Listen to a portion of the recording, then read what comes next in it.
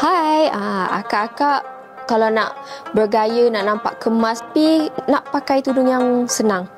Ni jawapan dia. Isha Lux dari Exact Clover. Cantiknya dia punya design. Ini memang nampak bergaya, nampak cantik dan nampak kemas macam ni sebab kita pakai material premium chiffon. Dengan awning dia, kita pakai scuba awning. Kalau pakai tudung, kita tak suka yang terlalu melekat tau dekat pipi kan, buat nampak muka lagi bulat. So, scuba awning ni memang best sebab dia boleh buat muka akak nampak runcing. Tarik macam ni, pingkan kat bawah. So, jangan risau kalau akak risau muka nampak pelik ke apa kan. Tak, yang ni takkan nampak pelik. Akak pakai confirm jatuh cinta dengan Isha Lux. Nampak ni. Material dia, premium chiffon ni memang dia sangat ringan and dia sejuk.